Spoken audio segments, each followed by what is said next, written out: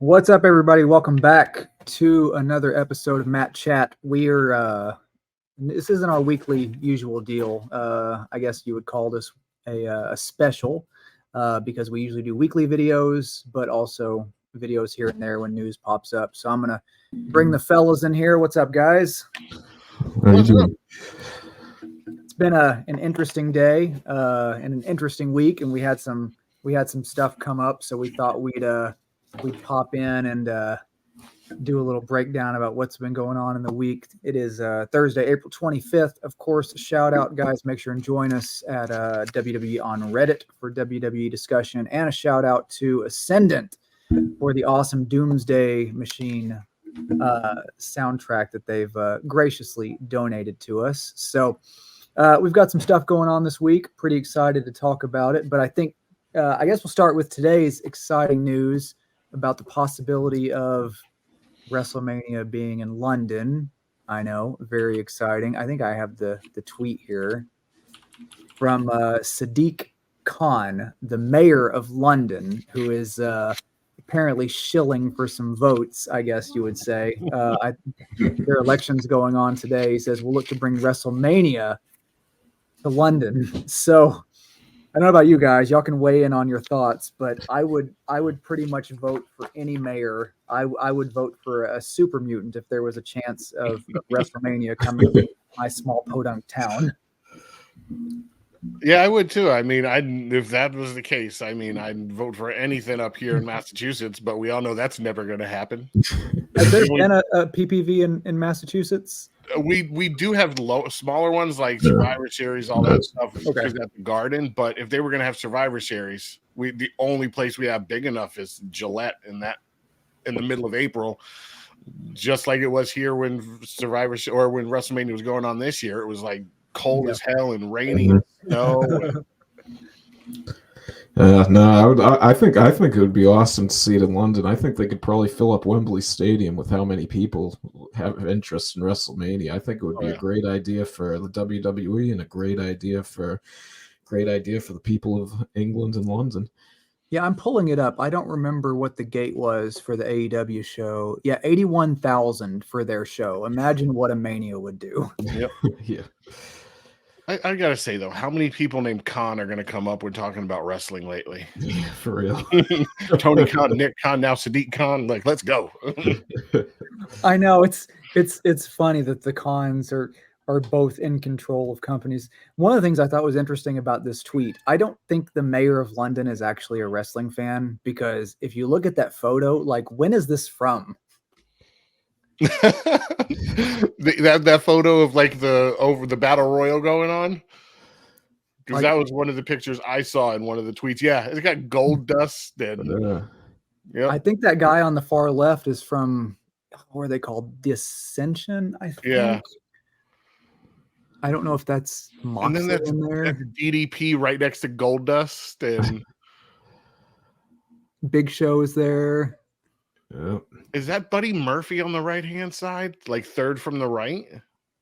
Yeah, that's what I was trying to figure out. And the guy on the far right with the long hair is like, I don't know if that's Heath Slater or who that is. Yeah. So yeah, Interesting photo to use. Yeah, Dallas right in the middle. Yeah. Oh yeah, right there. Yep. Where's the QR code? So maybe not a fan, but I mean, if there was ever a possibility of WrestleMania coming to Arkansas, which will never happen as long as I'm alive, but I would vote for pretty much anyone. So I don't know if he's narrowing in the gap or what he's doing, but that was some good strategery.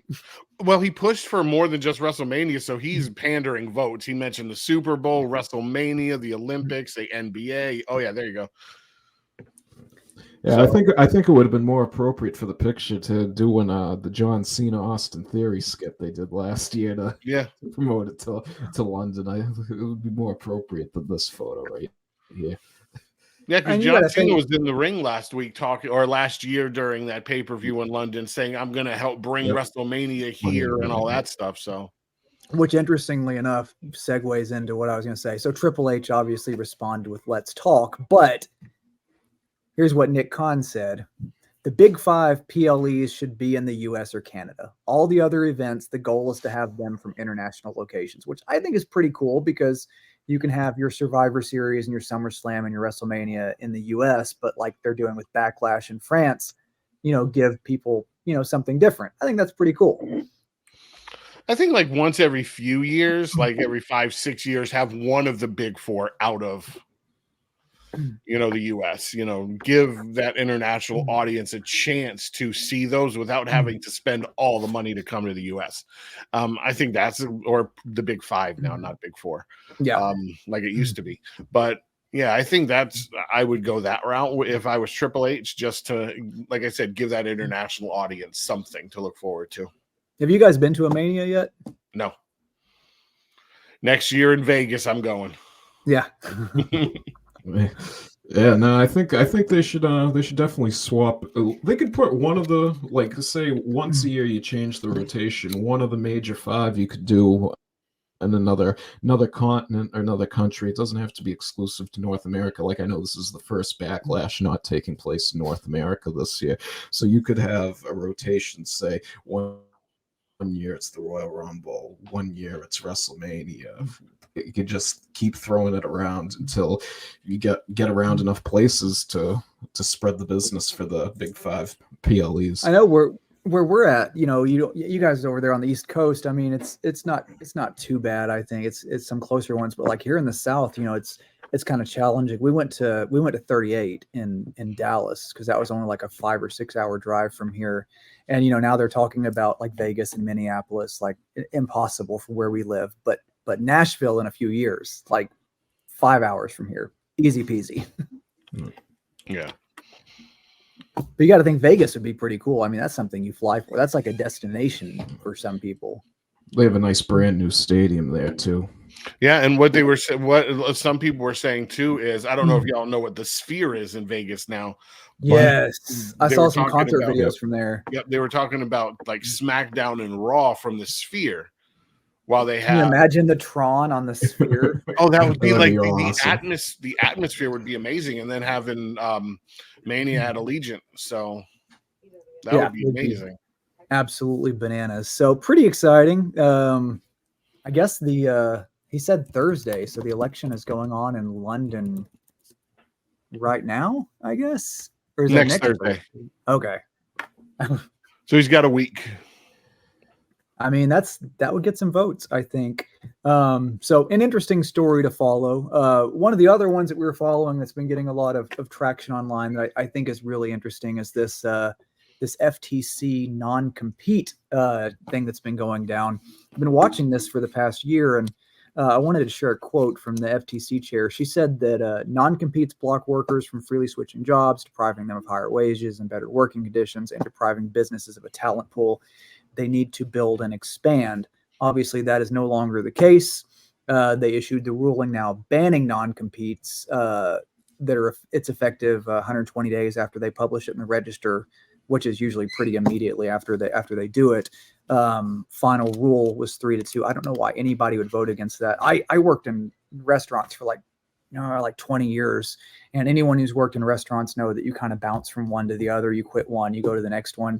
Can you imagine having a non-compete in a business where that's all that you know? You can't go work anywhere else. I've always thought non-competes were dumb. Yeah, I worked in an industry where we had to sign an NDA, but I ended up leaving there.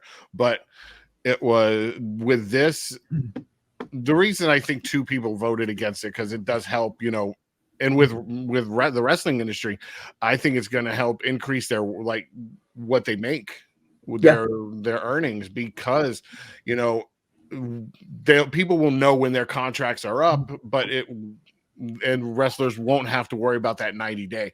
If somebody's leaving, like let's say Drew McIntyre doesn't resign, Tony Khan and AEW will be like, okay, I'll pay you this much, and that now with that price is gonna go up. Because they'll be able to go from one business, like they'll be able to show up on a pay-per-view if their contract ends at midnight on a Sunday to AEW the next day. And that Wednesday show up on Dynamite or vice versa. So and that makes the industry exciting, because you think about back to 1996 when, who was it? I don't remember. maybe it was Ted DiBiase. It was somebody showed up on 3 events like back to back. Like it was 6 X-Pac. Okay. Yep.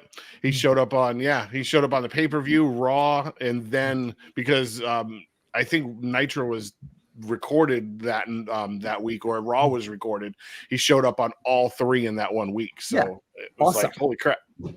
That makes it more exciting for everybody, because then you don't have to wonder about what's going on. And then it sucks. These guys have to sit around for 90 days and can't really do anything, because, as soon as they leave, TNA, AEW, WWE, like no matter where they leave from, like somebody's calling them. Like they could go somewhere most people could go somewhere the next day, depending on what promotion they leave from and their stance with that promotion. They could go anywhere. Yeah.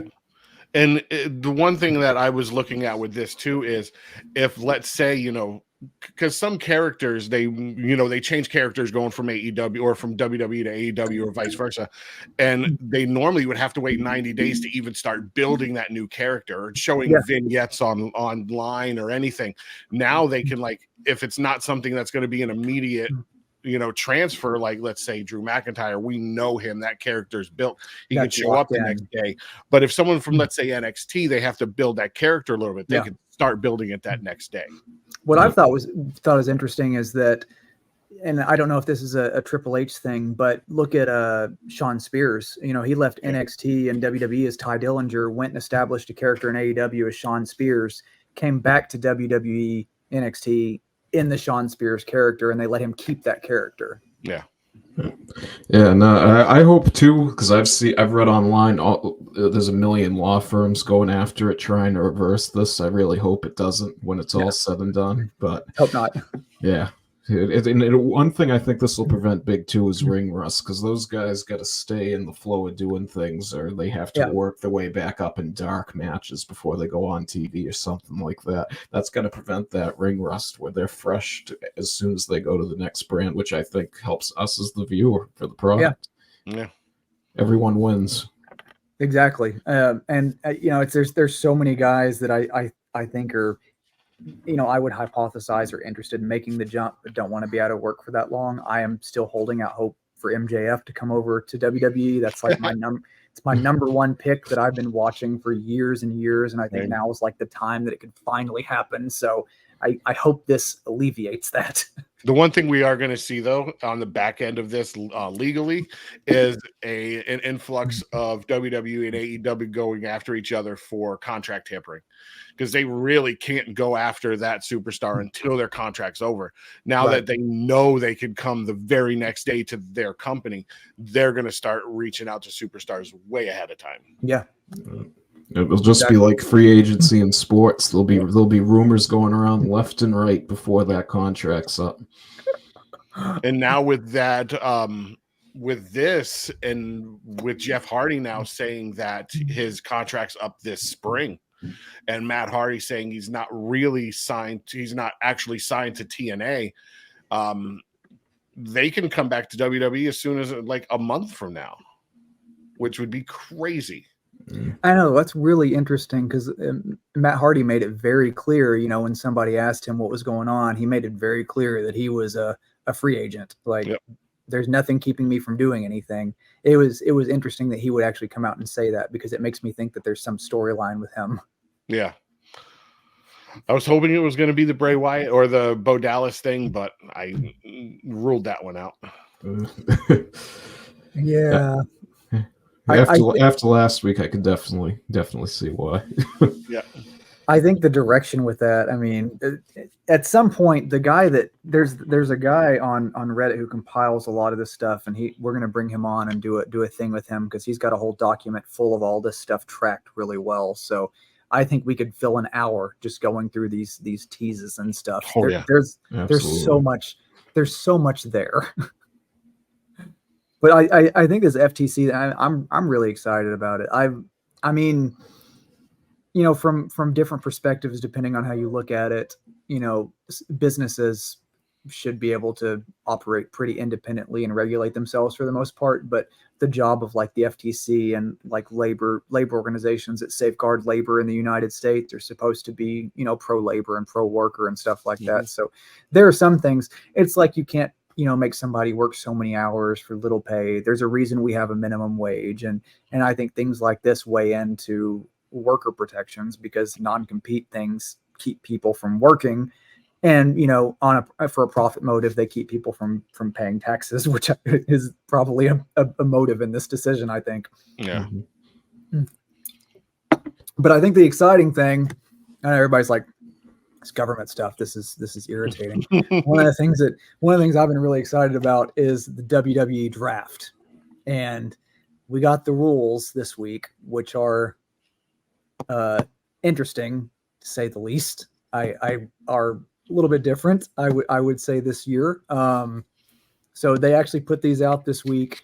We'll just go one by one. You guys give your thoughts. The first one: champions are staying on their brands. Champions are not eligible to be drafted.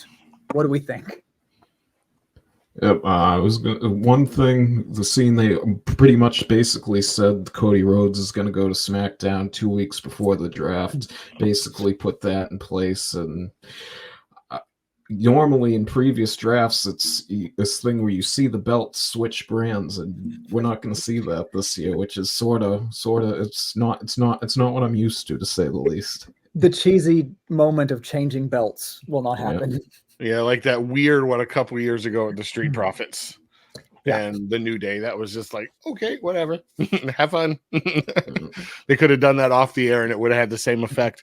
But I actually like that they're keeping them on brand now with where they're at and keeping them. The only thing I'm worrying about is did they say the women's tag team champions are eligible? That's right. Okay. Yeah. So the women's tag team are the only ones that are eligible to be drafted. I think it's because you have two mid cards, 2 tags, 2 main, but you don't have 2 sets of women tag. Yep. So, personally, I sort of like it when they have brandless storylines along with championships too. Yeah. So, as we saw Cody win the Royal Rumble, and he's going over to SmackDown and Raw, and you see the feuds on both brands both nights. I'm a big fan of that too. To throw a monkey wrench into it, so Cody is going to stay on SmackDown. Raw is moving to Netflix. I was hoping that Cody would move to Raw because I wanted an uncensored bloodline to feud with Cody on Netflix without censorship. They probably still will if they keep the Usos, or if they keep Jay on Raw and Jimmy on SmackDown, then they could still do the bloodline like they have been back and forth between Raw and SmackDown with that feud. Because we'll get to this in a minute, but Jay is eligible for the draft, but Jimmy is not listed due to injury, so it'll be right. That there's some flexibility there. Cody's such a hard-working guy too. I could see him going to both shows both weeks. That would not surprise me. He does. I don't remember if it was this week or last week. I think it was this week, and he talked about it. He's like, I'm just going to go to both of them. I was like, I don't care. Yeah, because even though we didn't see him on TV much this past week, that's because he was over in England doing the live tour. So he's still working, even though we don't see him, and we still saw the snippet of him on SmackDown. It's interesting that the pick numbers. So Friday for SmackDown, there's 4 rounds, and each brand gets 2 picks, which is different from what we've seen in the past due to the time changes. A friend of mine texted me today and said he thinks that's because Netflix may go to a 2-hour Raw, which is an interesting theory, because for years people have said that Raw felt like it was too long. Maybe that's because of the commercials, but if you shrunk Raw down into 2 hours without commercials, it'd be a more solid show. I think so too. I've been pushing to try to see them move it to 2 hours back to 2 hours for years, because it just seems dragged out. Before Triple H took over, when Vince was running it, Raw literally seemed dragged out for that last hour. It was to a point when Vince had it that you almost didn't want to watch it live because there was so much you wanted to skip. Yeah. It was just much easier to just fast forward through most of it. So many weird matches, so many weird storylines backstage. You're just like, yep, skip and be good. Yeah. Yeah, and the runtime without commercials is around 2 hours as it is, so I assume there'll be fewer commercials seeing it's going to Netflix. So even if it's just two and some change, like 2 hours and 20 minutes, 2 hours and 15 minutes, that would make it a shorter Raw right there alone, where we're still getting the same amount of wrestling. Yeah. I read something the other day that Netflix wasn't going to publish their viewer numbers, which is interesting because these promotions live on ratings. And I think it'll be interesting to see how many people pay for an ad-free membership. I have one now, but I think a lot of people, especially people who maybe not have Netflix or maybe are getting Netflix for just WWE. Like I have Peacock just for WWE, but I think people will give Netflix for just to watch Raw will probably pay for the extra membership fees to watch without advertisements. I know I would because it's annoying. It's not like, you watch NXT Tuesday night and the picture-in-picture makes it much more watchable. But when you're cutting away from matches constantly 1 to 2 times a match with advertisements, it's almost unwatchable. Yeah, I thought they were going to start doing that on Raw too after WrestleMania, because in that Raw after WrestleMania, they were using picture on Raw, and I haven't seen it on SmackDown or Raw since, and I'm sort of disappointed now that they've gone away from that. Yeah. It makes it. It's a I would have liked to have seen like the picture-in-picture, like with the women's battle royal for the title, where they had the whole Nia Jax and Becky thing going through the table and all that stuff. I know they should have had that on picture-in-picture. Yeah. Or done it before commercial. And say, this is what you missed. It's like, no, you're a jackass. I have to wait till Sunday to have. To weigh in on the week, but I have some thoughts on that match. I have a few. The other thing too with the Netflix thing is it might not matter for the commercial membership if you're a person who watches Raw live, because you might have to still get the commercials regardless, even if you pay that extra money, possibly. Yeah, exactly. Yep. So people that don't watch Raw live, like say watch it the next day or something like that, they'll probably end up paying for the commercialless, I believe, because you're probably going to get even more commercials on that than you would watching it live, I would guess. Because you think about it, even with like pay-per-views on Peacock, like there's no reason there should be ads on Peacock. It's a streaming service, but there's still ads during pay-per-views. Yeah. It's almost like they're not getting that $70 per person per pay-per-view anymore, so they have to get that money back somewhere. I think having the sponsorship on the ring helps. Not so much on the ring, but like the last one I didn't mind so much. Like during the NXT during Stand and Deliver, I liked the Fallout placement. I thought it was cool that they had the Vault Boy on the mat and then Fallout like around the ring. Like it didn't look stupid. Some of the ones I've seen have been kind of dumb, like dude wipes on the ring posts have been kind of. I don't think they're being picky about who's advertising. I think they could do better, but if it's done right, it works. I like the matches too, how they sponsor the matches, like how Snoop Dogg did the gin and juice for that match. Yeah. And every match at WrestleMania had a sponsor, like Slim Jim does LA Knight's matches because they work with LA Knight for the most part. I would like to see more Snoop Dogg commentary. I mean, ever since that Animal Planet thing, it was fantastic. That tag match, I was not that excited about, but like that was what made the match was the commentary. Yeah, that's what me and my friends were saying while it was getting ready to come on. We're like, oh, this is the match we don't care about. We were all about to go get something to drink and hang out, have a cigarette. But then like they brought out Snoop and then they brought out Bubba Ray, and it was like, all right, not going anywhere. Yeah. It was awesome. Yeah, they should have made Bubba Ray known that he was going to be the special guest referee. Probably people would have been more hyped up for the match. Yeah. The one thing I don't like is he contracted with anyone right now? No. So I think he has a Legends deal. Yeah, with him WWE. and Devon are on a Legends contract. Yeah. Okay. But the one thing I hope they don't ever do again is I can't remember which pay-per-view it was a couple months ago, but when they had like the mascot for Cinnamon Toast Crunch during the Rey Mysterio match, I was like, what the fuck am I watching? Well, what about the Prime mascot? Well, the Prime was tied into the match because it was KSI and then it was I Show Speed. So that was tied into the match. But like having the Cinnamon Toast Crunch mascot, why was that there? Yeah. That one did not make sense. Nope. So the next rule, of course, continues on the last one. Same number of picks. No extras for Raw or SmackDown. 12 for Raw, 12 for SmackDown. So completely changing what we've done for as far as I can remember. Another thing I'm curious about too is they always say you never know who's going to go to NXT. So NXT's not gonna get anyone down there, because I can't see some of these guys staying on the roster recently the way they've had them written their Yes, in a stories out. second. Because I wanted to ask you guys to weigh in on that.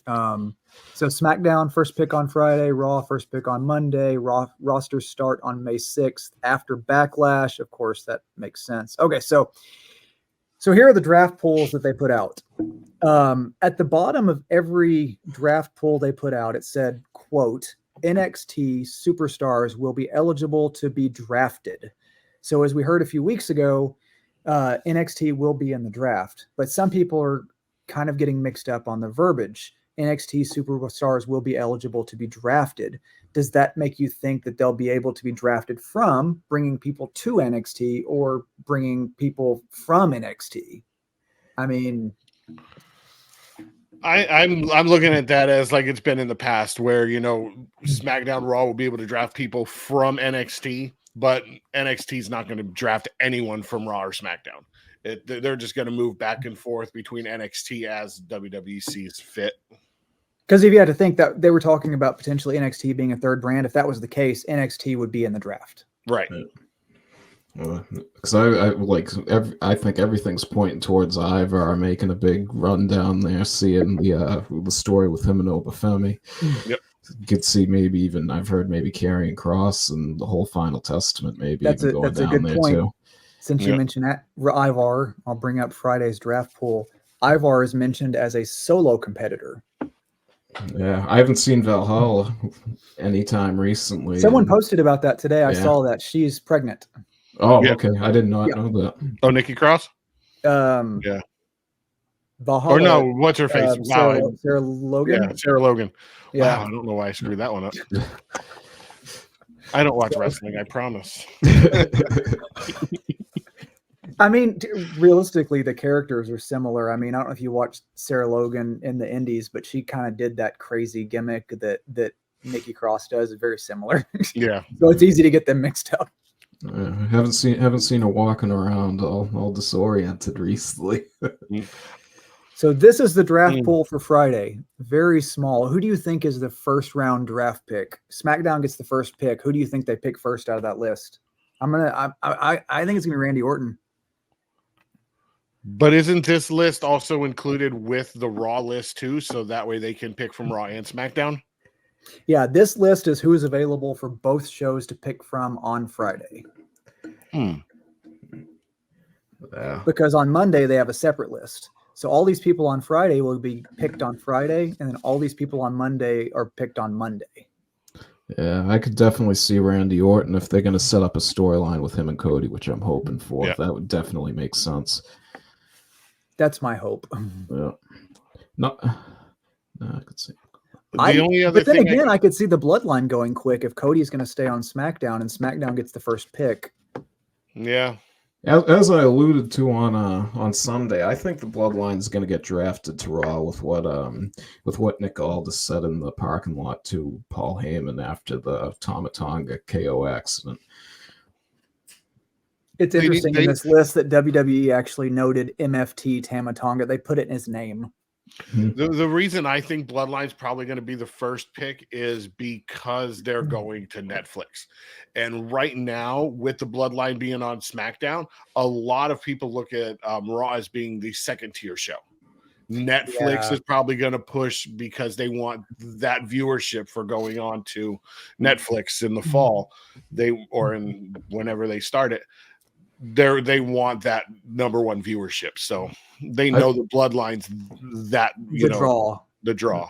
Yeah. I think a big thing that made Raw the number 2 show, which they starting to recover from but still haven't, was having the United States Championship as the premier title over there when they did that. I think that hurt Raw a lot, and they're still recovering to this day from it. I mean, I think a lot of it's the time format. I mean, I think when you have to write a show for 3 hours versus writing a show for 2 hours, you make your 2-hour show better because you have more to cram into it. I think I think that's a big factor in it. Yeah. I'm surprised to see Alba Fry and Liza Dodd, to see them still on the roster after all the releases that we've seen this past week with Cameron Grimes and Indashir, all of them. I'm really shocked to see them still on this roster. Who was that? Alba Fire and Isla Dawn. Oh, see, I'm still surprised to see the OC on there. I know they're in NXT now. I don't know what's going on there. Yeah, there's no AJ with them anymore. I know I have it in my notes to touch on Sunday, but I guess it kind of relates to the draft during NXT spring break, and when they had that segment in the back room and all the tag teams were back there, and I don't remember if it was the OC or somebody was complaining about all these tag teams that come from the roster to NXT, and that was kind of funny.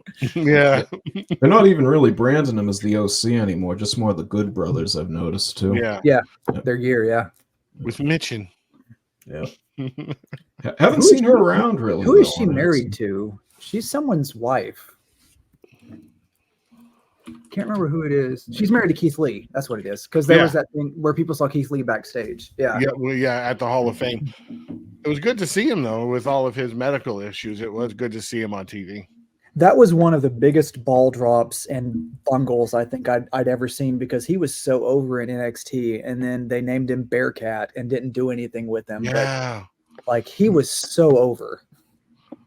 I was the same way with Aleister Black. I'm a huge Aleister Black fan. So when he moved over, I was shocked.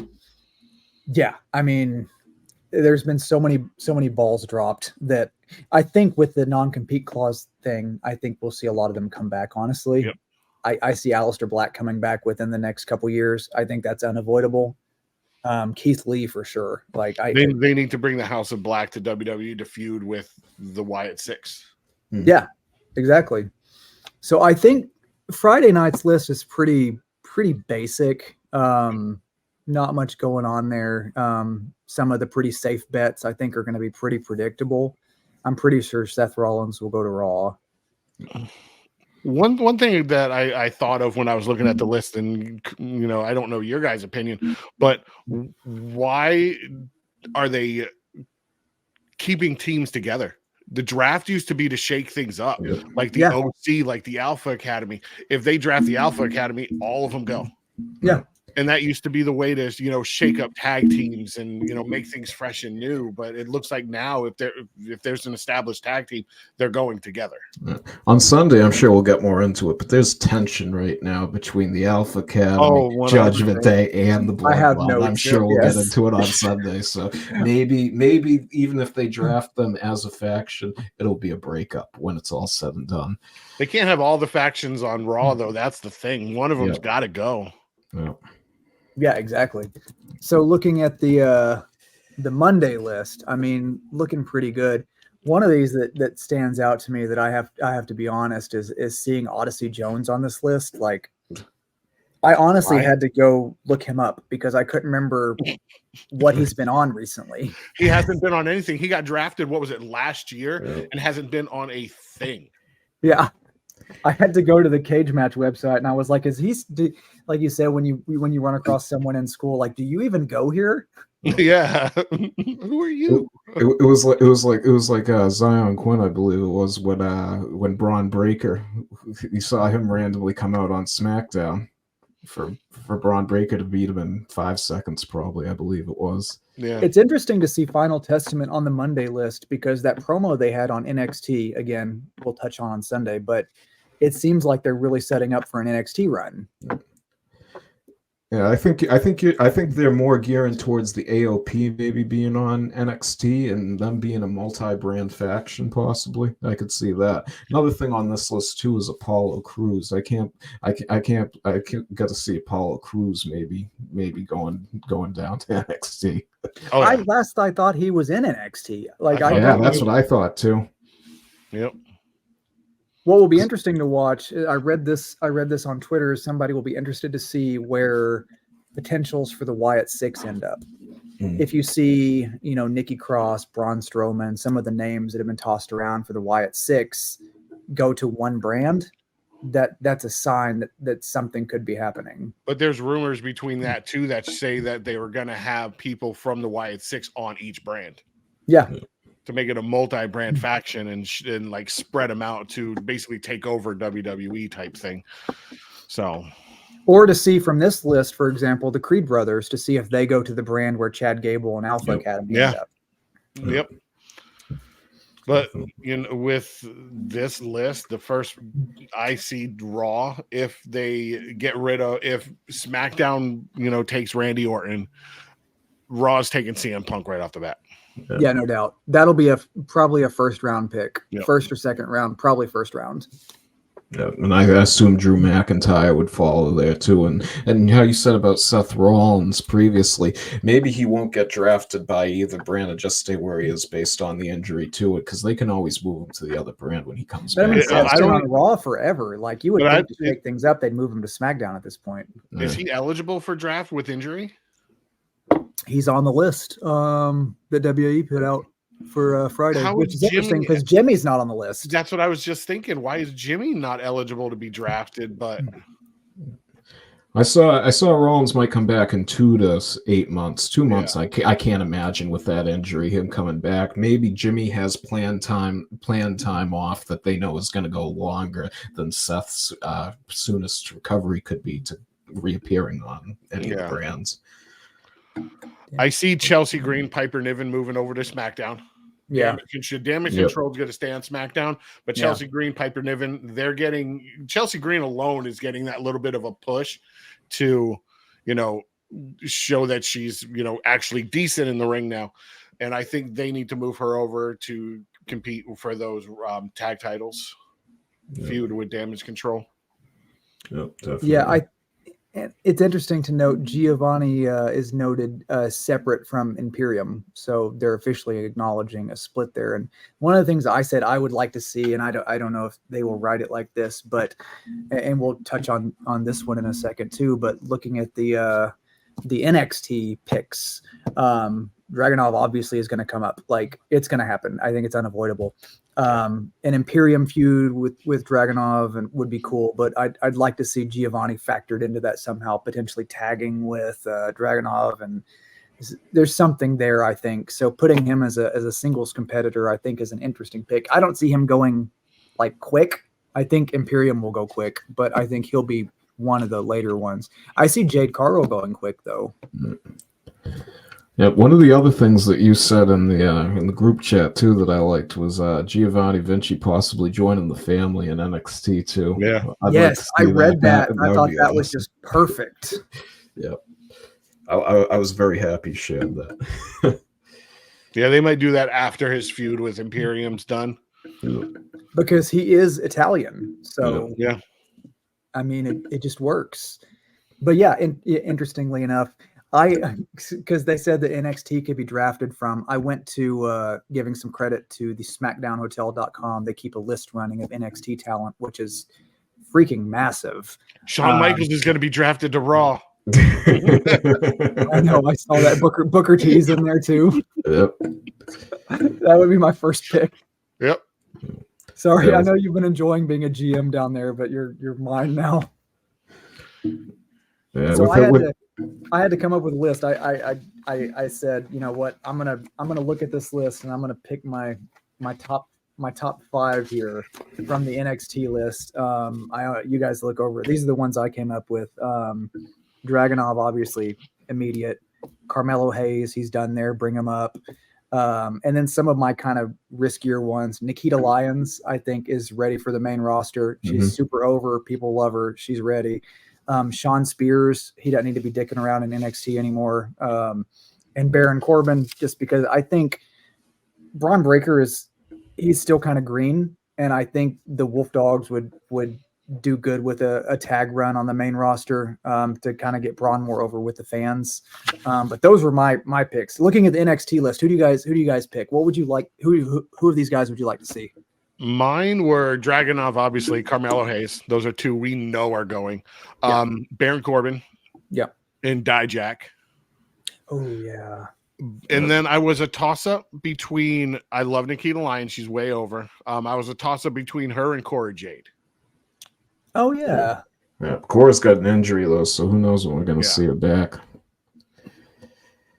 I could see But it. yeah, that was my top 5. But as much as I would love to see him feud with Otis, I would love to see Shawn Michaels go to Raw. A good pick. Yeah, even though Booker T and Vic Joseph are on this, I can't see them switching up the announcers with the way they switched it up a few months ago. So I got 2 lists. I got my 5 that I think are going to actually happen and my 5 that I want to see. Okay. Yeah. So my 5 that I would want to see is I want to see Roxanne Perez go up to the main roster. I don't think that's going to happen, though, seeing she just... But it's not unheard of because they have Yeah. had NXT champs come up before. So it's possible. Yeah. Another thing is I'd like to see Carmelo Hayes, but I think he's ready and I could see him going. But I think with Trick getting the belt, they might even prolong that feud now down in NXT, possibly. I would like to see Cora Jade too. Trust me, if she wasn't injured. But for now, the ones that I thought, I definitely think Ilya Dragunov's going to come up.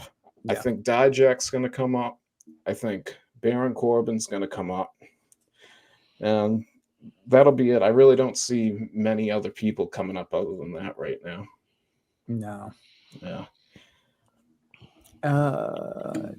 Yeah, that's... I mean, a lot of them are really green. So I don't see it happening. I think we'll be seeing more main roster people showing up on the show than we'll see coming up.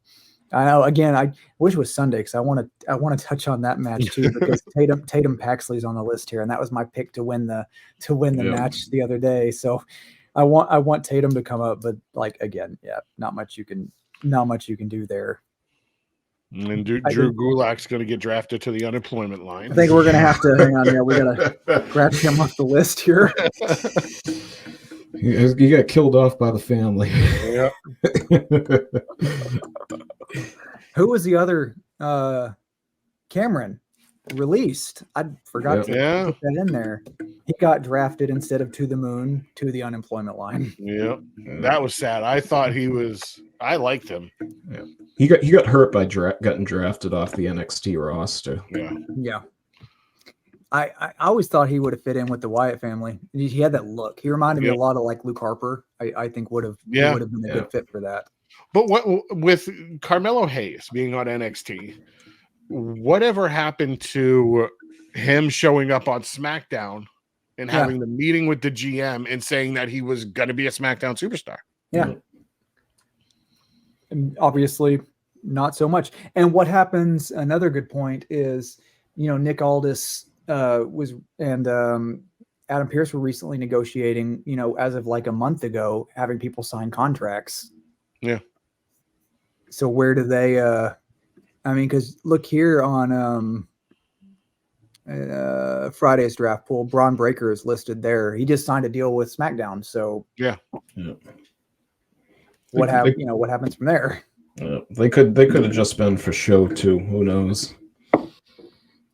The GMs are eligible for a draft too. Yeah. That and where do the announcers end up? Where does Pat McAfee end up? And I love him. I know a lot of people online give him so much crap.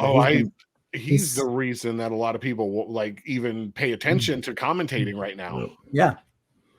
He makes things interesting. And, he has fun. He does his dances, and he's probably under the influence for a lot of shows, and he makes it fun. Yep. If he gets back on the mic one more time and says, I almost yeeted myself. When Jimmy or when Jay comes out, it's freaking hilarious. Yeah. He dedicates time on his show too during the day on ESPN to wrestling too, which is awesome. I think. Yep. And another thing that's interesting is on the NXT list, Lexis King is there. From an NXT perspective, looking at Lexis King as a performer, that performer has only been there, so long. But Brian Pillman is an established wrestler, and then you have to look at the main rosters, and you have these next generation talents because you have Cody, you have Orton, you have Bo Dallas. It would make sense to me to bring up Pillman. obviously to name him Pillman because people know that name, but there's obviously issues there. But I don't know. I don't like the Lexus King character. I have notes on that for Sunday. I don't like that character very much for him. With people like Brian Pillman, though, he's kind of falls into that category that Jade Cargill fell into. Yeah. And I don't want to talk bad about AEW, but they don't have a developmental down there. So like even Jade said, I'm 34 years old. I don't have time to grow with the company. She came in green in AEW and they gave her the title right off the bat. They pushed Brian Pillman Jr. a little too hard down there. He still was way too green. I think he still has a little while in NXT before he can come up to the main roster. They need to get him to where he's actually a character that people will care about. Yeah, they could be propping him up too with beating Baron Corbin at Spring Breaking on Tuesday too. I know that was on a surprise draft move. Yep. I did not see that one coming. I didn't either. I saw him get squashed. Yep. This is your learning match. Go out there and get your ass beat. I know. I like their little bit they did backstage. It almost made me think they were going to like team up or something, and then no, probably not. Braun grow his hair back out, or Baron grow his hair back out, and they have the new Hollywood blondes in NXT. It's not a good look. Baron is one of those characters that needs to have the short hair, because I remember when he had the long, stringy, kind of greasy hair. I was like, this doesn't work. No. So yeah, some of the I'm interested to see some of the main roster people down. Like Natalya seems like she's having fun in NXT. Yeah. The underground match is coming up here pretty soon, but she's eligible to be drafted. That's one I could see being drafted to NXT. But it makes you. Yeah, it reworks the stale characters like they did with Baron. Like they brought him down there and he took the reins and realized he needed to revamp his character. He did, and now people love him. Yeah. I mean, I was a fan. Like I wasn't the biggest fan of him at first, but when he was broke, that's probably one of my favorite things I've seen in recent memory. With the SpaghettiOs and begging in Vegas. That was beautiful. Like I wish they would have pursued that more instead of letting that kind of stagnate and then turn into the happy Corbin. And I don't know. I you want to cheer for an underdog, and that broke guy, that was someone you wanted to cheer for. I thought it got a little stale, and I liked it at first, and then after a while, it was just like, okay, well, this is getting a little redundant. But exactly, yeah. So I think this weekend is going to be interesting. I know that we'll probably see some free agents, which I like. I think that's cool because I liked when Brock was one, and I like when Heath Slater was a free agent. I thought that was really cool. So it would be interesting to see one of these guys become a free agent and then they have to compete, fight for him or something. It's one of the things I like now, having the general managers back again, because before things kind of floated along kind of aimlessly, but now that there's actual general managers in there, there's some actual authority. There's stakes now.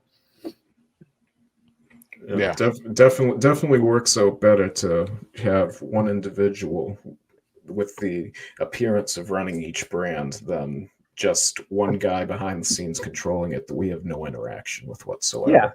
I'm still not buying The Rock's daughter as a GM of NXT. No, that was I don't know, all respect to women in power and stuff like that, but that decision made no sense to me. I mean, it makes sense why it happened, but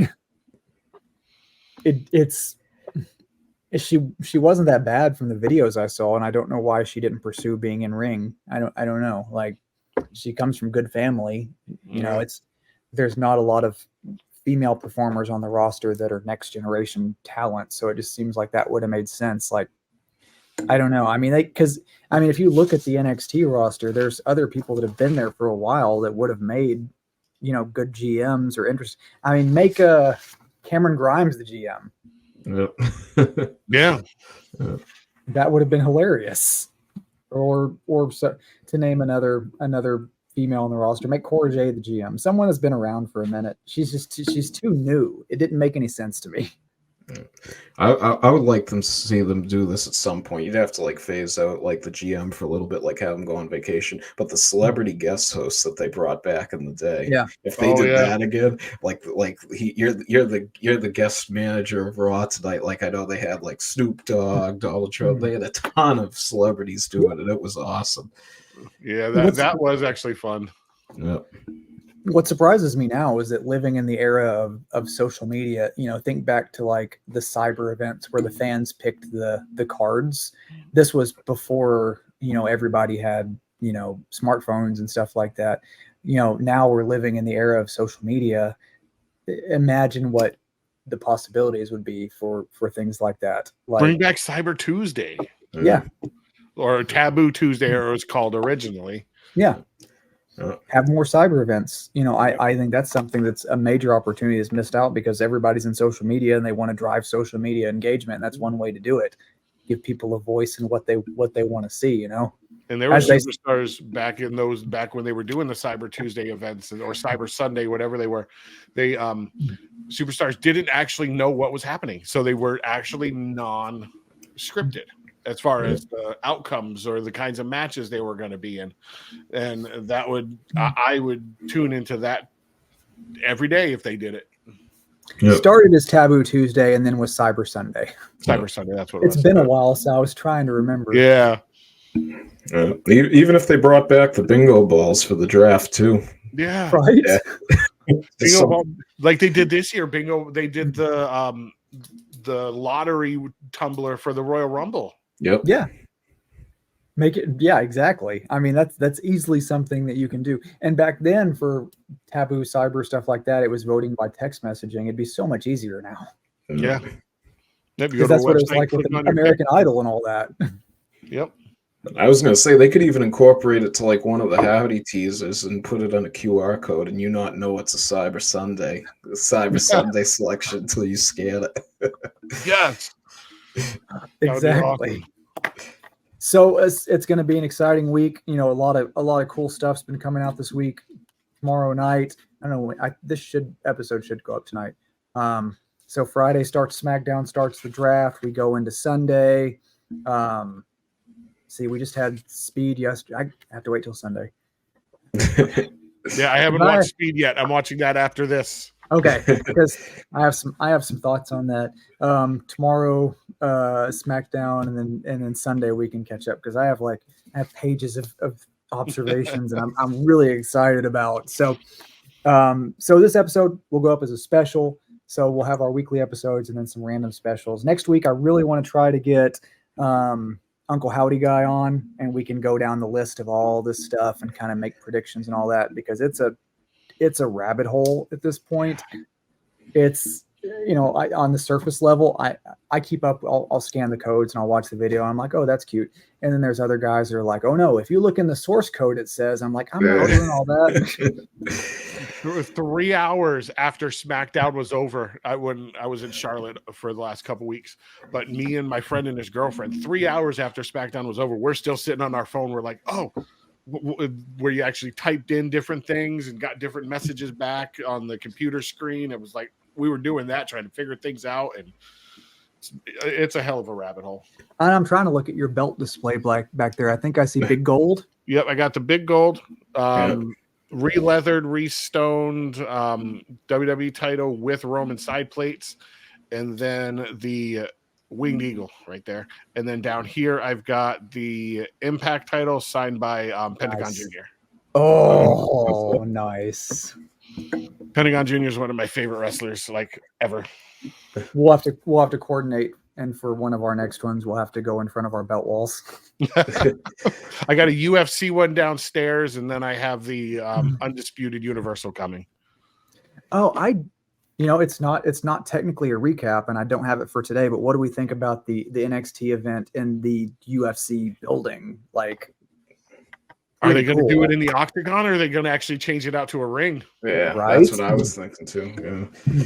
It's a very intimate setting too if you have a ticket. Because they're trying to cross again. Have to wait until Sunday, but NXT Underground, Raw Underground was kind of a disaster. But I mean, with TKO weighing in, it makes you think that they might want to bring some of those UFC elements in. It didn't work before, but I mean, with the partnership with UFC and the UFC brains involved, you got to think they're talking to WWE and like, hey, we have some ideas for how you could do this. And what better way to actually test something with a smaller audience than with NXT? Yeah, exactly. How it goes over, especially with the arena only holding 500 people. It's so small. So I would love to go see an event there. I got to see one. They came to like Mississippi or something a few years ago, and I got to see one. But now that they're all down there, I've heard it's a hard get to get into that building. Yeah, that's what I heard. I saw one UFC event here.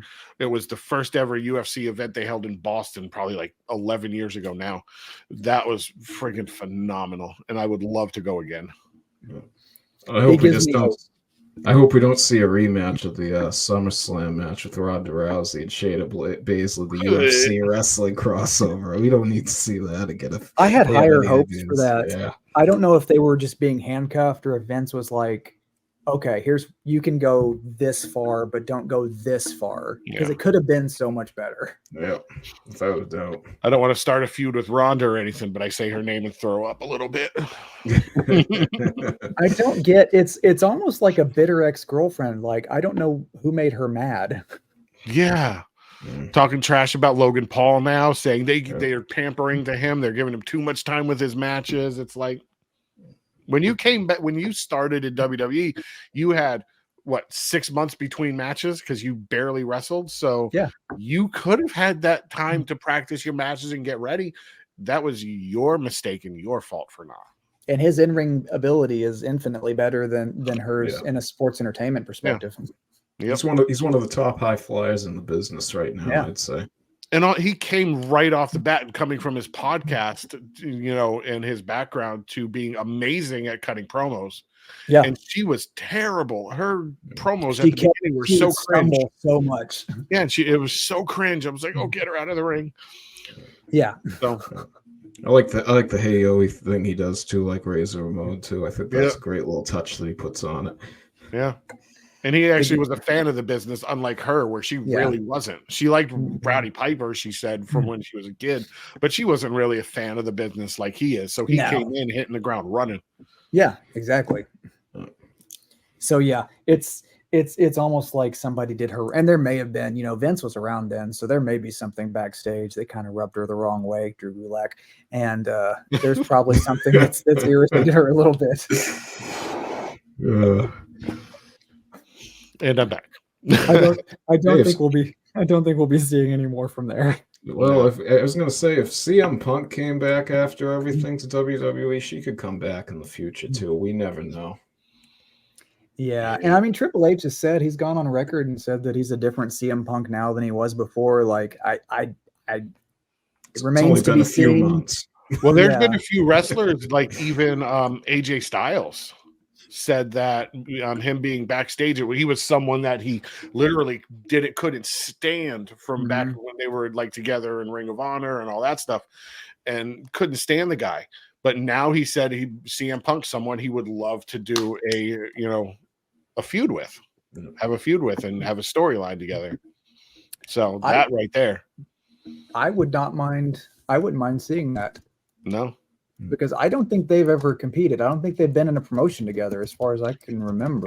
I think they were both doing some, or AJ was doing like some Ring of Honor dates, and they were on the Indies together back in like the early 2000s when AJ was still on Impact, because they were able to do, or NWA TNA back then, they were able to do indie shows. Yeah, they competed in the Ring of Honor Pure Championship Finals. I'm gonna have to go watch this match later. That's young AJ. Yeah, I'm gonna go watch that later. And young Punk. Yep. I saw that match around November when I was digging around on the internet right after he came back at that Survivor Series. It makes you wonder though what their direction is gonna be with that, because I mean, Punk and McIntyre, that feud is just, again, there's something. I have to wait till Sunday. McIntyre's on fire right now. So there was something that someone said when McIntyre grabbed the mic from Pat McAfee during the broadcast, and he started saying, people in the back don't want to speak up. I'm willing to speak up for them. And somebody was like, are they pushing Drew McIntyre now as the new voice of the voiceless? And that's going to be part of the feud with CM Punk now. He's going to turn into what CM Punk was. Because you have to look at it from different time perspectives with where we're at now. When CM Punk was pipe bombing, social media wasn't as big as it is now. Wrestlers were existing in kayfabe only, and they weren't speaking out on social media as themselves as they are now. So, CM Punk now, compared to where he was then, that character back then, if you pushed it to now, would probably be what McIntyre is doing now on social media and in his promos. And just as simple as something as simple as him coming in and sitting Indian style in the middle of the ring. That was I have to wait till Sunday, but nice. That was a really cool little moment. Yep. My friend, right when that happened, was like, "Is he gonna pipe bomb? Is he gonna drop a pipe bomb?" And I'm like, "No, he's not." Burger after burger. I can't believe it. I didn't think he was going to say it because I knew that was coming next when I watched it. I'm like, there's no way this dude's actually going to say it. He did. I was shocked. It's like he became a real life Twitter troll, and it's so beautiful. So we'll wait. So tune in Sunday. So much more to come. Yep. I read something the other day. I didn't know some guy posted they ran into Drew McIntyre in Nashville. Oh, I saw that. Him and Sheamus, they live in the same neighborhood in Nashville. Yeah. In Brentwood. They're like best friends. Sheamus was the best man at McIntyre's wedding. Sounds all right. I could see it. Yeah. From what the guy said though, it didn't sound like he was in too of a talkative mood. Yeah. Unfortunately. I wonder. He said he ran into him at Target, so I was trying. It was in the parking lot, I believe, too. What he was buying at Target. I think McIntyre is one of those guys that he's been in the industry for long enough, grew up with some of the or started in the industry with some of the older guys. I think he's one of those people that keep things kayfabe. So his character is in ring and in public. Yeah. So. Yeah, I could see it. It's very much an old school guy. Yeah. So that's one I would definitely like to run into. But I again, God, from Monday, I was watching that promo and I was trying to figure out. I was like, I don't know if I want these guys to fight or be friends. I can't tell. Could do both. Yeah, they've done it before. They've been friends, and he was like, we're friends, but we're gonna fight this Sunday. Yep. Exactly. Or just the evolution of the storyline, have them be against each other and then reunite. Yep. Yeah. So tune in on Sunday because a lot of interesting things to come up. We'll have the breakdown from Raw, from NXT, the first half of the draft. We'll wrap up the week on Sunday, and will help us predict more about what's going to come on Monday. So I'm pretty excited about that. So yeah, fun stuff. Thanks for hanging out, guys. Anytime. Any final thoughts? No, that's it for me. I'm still gonna go on social media right after this, and I'm pushing for Shawn Michaels to feud with Otis on Raw. Have you watched Main Event yet? Otis had a match on Main Event. If you haven't watched it yet. Oh no, I haven't watched it yet. Yeah, go watch. It's good that he's still getting some play. So, ladies and gentlemen, thanks for tuning in. Thanks for stopping by. We'll be back on Sunday night. We'll be live on Sunday night. Of course, our specials may not go live, but we'll be back on Sunday night for our weekly recap. Thanks for stopping by tonight. Had some fun, good times. See you guys later.